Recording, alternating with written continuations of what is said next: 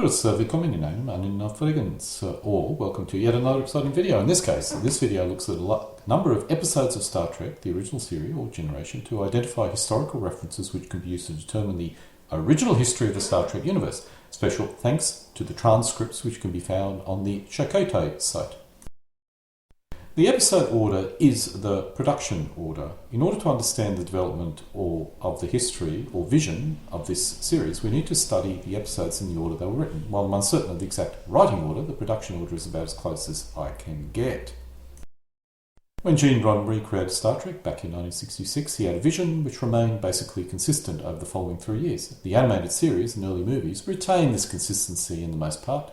When the Next Generation was released in 1987, Gene's vision had changed and the past needed a change in order to be consistent with this new vision. This video series will look at the original vision of Star Trek, starting with the earliest source material. Any historical facts from later sources which contradict the earlier references must be assumed to be in error. Minor changes in nomenclature can obviously be excused. Spectre of the Gun is the 6th episode of the 3rd season. It was the 56th episode produced. Its stardate is 4385.3 and its original air date was the 25th October 1968. In this episode we discover a new planet, the Melkotian planet. The Federation did know of its existence prior. Quote is, "We have transported down to the Melkotian planet." The inhabitants of the Melkotian planets are telepaths. Quote is, "True telepaths can be most formidable, as we have been warned." This episode doesn't contain that much information, but we do discover the Enterprise makes contact with a known race of telepaths, who, to the best of the knowledge of the Federation, have never left their planet. Thus, they probably only occupy one planet. Federation wants to make contact with them, for some reason not disclosed. The Melkotians are an independent race in a single system, almost certainly not part of the Federation. Helen of Troyes is the 13th episode of the 3rd season. It was the 57th episode produced. Its stardate is 4372.5 and its original air date was the 20th of December 1968. We discover a new star system with 2 inhabited planets. The outer one is called Troyes. Quote, we have taken aboard Petris, ambassador from Troyes, the outer planet. The inner planet of this system is called Elas. Elas has a dilithium on it. Quote, we are now approaching the inner planet, Elas. The Tellun system is on the border between the Federation and the Klingon Empire and is under some form of Federation control or claim. Quote, this star system is under Federation control. The Klingons also claim jurisdiction. We discover in this episode the 2 planets are natural enemies but are trying to make an alliance. The thing most feared and hated by my people, our most deadly enemy, is the quote. The Tellun system is on the border between the Federation and the Klingons and has 2 inhabited planets in it.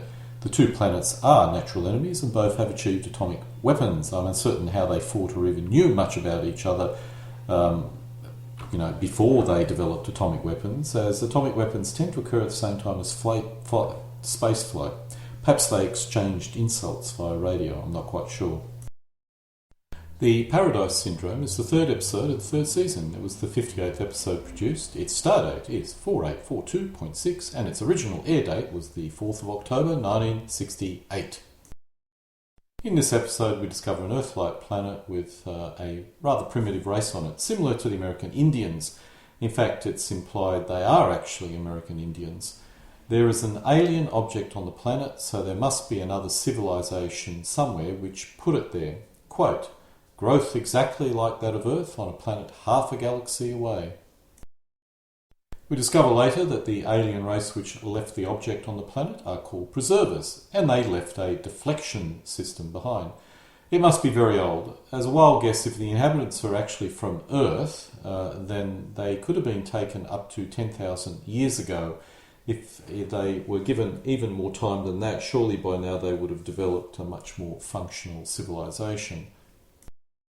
We don't get much information about these preservers. We know they're an ancient race and that they built the deflection system on this planet centuries ago. It is also implied that they may have seeded the galaxy with humanoids. The key takeaways from this episode are we have an Earthlike Planet which is inhabited by a race similar to American Indians. They could very well be American Indians. We discover the preservers. My guess is the preservers may have been on this planet 10,000 years ago to allow all traces of them to disappear. It's unlikely the date is older, as the inhabitants would have been able to develop a higher civilization if it was much later. This is a wild guess, but the race could not be from the unknown planet I call Sargon, as that was destroyed, or it destroyed itself 500,000 years ago. Could have been the Metron. Perhaps it's a hidden civilization and may have been the one that sent Gary 7 to Earth, which is the more likely candidate. It's likely this is the same race who built Val to look after the primitive planet on that people on that planet. However, as I lack any other clue, I will assume this is linked in some manner. The way the preservers worked was that when they saw a race under threat, they took them to a safer location. The American Indians in this episode may well have been rescued from an Ice Age Earth, thus the 10,000 year time frame. The Enterprise incident is the second episode of the third season. It was the 59th episode produced. Its stardate is 5027.3 and its original air date was the 27th of September 1968.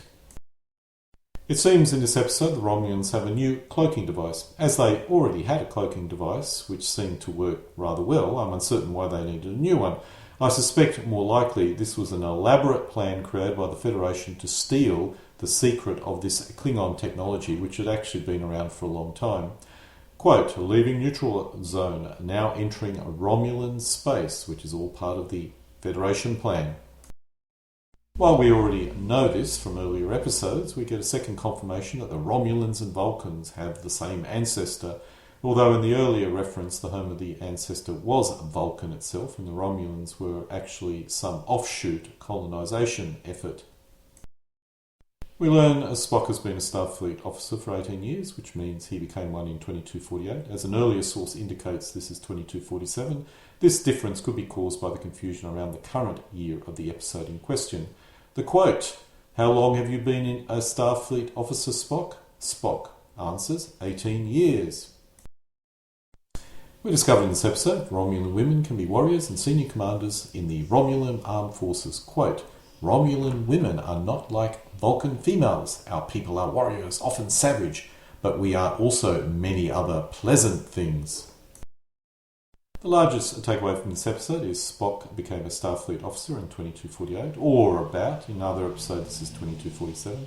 The other takeaway is Romulan women can be commanders in the Romulan armed forces, making it an equal opportunity workplace. And the Children Shall Lead is the fourth episode of the third season. It's the 60th episode produced. Its stardate is 5029.5 and its original air date was the 11th October 1968. We discovered in this episode the Federation is a scientific colony on Triacus, consisting only of a small number of people. Quote, responding to a distress call from our scientific colony on Triacus. We discovered there is an alien force calling itself GORGON, which controls the minds of the weak to cause havoc. This force probably destroyed the civilization on Triacus. We discovered there is an ancient race on Triacus, which was destroyed. As nothing remains of the civilization, this must have occurred a long time ago. It would probably take more than 10,000 years to remove all obvious evidence of this civilization. Quote, although whether civilization that might have been here was destroyed by some natural catastrophe. We get the name of yet another Federation planet, human inhabited, called Marcos 12. It's human because one of the children has relatives on this planet. Quote, but I have relatives on Marcos 12, says one of the children. We also learn the name of another starbase, in this case Starbase 4. Quote, Lieutenant Uhuru, contact Starbase 4. Key takeaways from this episode is Triacus is a Federation scientific colony which used to have a civilization on it. The civilization was destroyed probably more than 10,000 years ago, so if it was low-tech, and longer if it was high-tech. I assume it's low-tech. Some alien evil force called GORGON destroyed the civilization. This was probably created by an even older civilization of which we have absolutely no information about.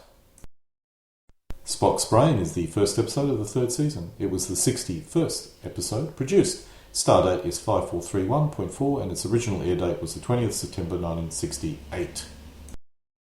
In this episode, the Enterprise meets an alien spacecraft which is very advanced. This comes from the remnants of an ancient civilization. It uses ion engines and ion power, which apparently is highly advanced compared with the Federation. Quote, "I've never seen anything like her, an ion propulsion at that. They could teach us a thing or two," says Scotty. We discover a new system, the Sigma Draconis system. The Sigma Draconis system, most likely not part of the Federation, consists of 3 inhabited planets. The first is at a civilization level of 1485, the second at a level of 2030, and the third seems primitive. The third planet, which happens to be Planet 6, has experienced an ice age and is covered in glaciers.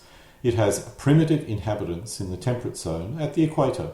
However, underground is the remnants of an ancient civilization. It has to be more than 10,000 years old, but perhaps not much more. Quote, "Kirk, yes, Planet 6 is glaciated, you say." Chekhov replies, "Several thousand years at least. Only the tropical zone is ice-free." We discover that men live on the surface of this planet. The others live underground in the remnants of the ancient civilization. These others are the women with the men on the surface. There was an advanced civilization on Planet 6 which declined when the planet entered an ice age. Perhaps this occurred more than 10,000 years ago. Quote, "A remarkable example of a retrograde civilization. At the peak, advanced beyond any of our capability and now operating at this primitive level which you saw." In this episode, we discover a new system, Sigma Draconis, which has 3 civilizations on it. The system is probably not Federation, is alien, and may be close to the Federation border as the Enterprise has some information on it. One civilization is at the 15th century level, the other at the 21st century level, and the final is the remnants of a very advanced civilization which declined more than 10,000 years ago. So we come to an end of our video. This episode script, or the episode scripts I used in this video, can be found using the URL shown here. Studying the early episodes make it obvious that many of the latter Star Trek TV series and movies and shows do not align with the original vision of the series.